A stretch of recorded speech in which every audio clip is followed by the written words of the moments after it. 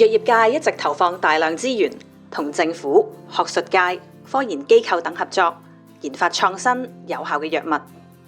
以前嘅不治之症，慢慢變成有藥可醫，成功延長病人嘅壽命之餘，同時提高佢哋嘅生活質素。好明顯睇到咧，罕病嘅新藥咧嚟咗香港之後咧，對於罕病嘅病人咧生存啊，佢哋嘅健康啊，即係都有好大嘅裨益嘅。以前咧有啲罕見病咧，小朋友通常咧唔過2歲咧就已經係唔喺度噶啦。咁但係而家有咗啲新藥之後咧，啲小朋友咧就唔淨止係過咗2歲，而且咧係即係嗰個生活咧仲係差唔多好似正常嘅小朋友咁樣。有一啲成年嘅患者咧，譬如講有個20幾歲嘅一個女仔，咁咧佢喺用藥之前咧就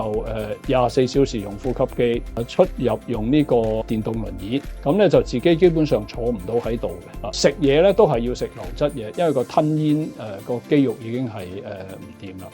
咁但係用咗一啲即係新嘅罕病藥物之後咧，大概係1年度咧，佢就可以自己食一啲即係固體嘅食物，例如講食叉燒，耐唔耐可以坐喺度，自己坐15分鐘。呼吸機咧亦都唔使24小時用住，不僅係可以將佢個病情咧控制喺原來嗰個水平，而且係可以咧係有一啲嘅改善，生存啊健康嘅權利嚟講咧，已經係得到尊重同保障嘅。有啲藥如果用咗之後咧，患者就唔需要成日出入醫院，成日去住 ICU。如果你話計，哇，隻藥好貴喎。咁但係我哋如果係計埋呢啲即係1年去幾次 ICU 每日 ICU 幾多錢，未必咧就係呢啲罕病藥物嗰個所謂成本效益係去計嗰啲數嘅。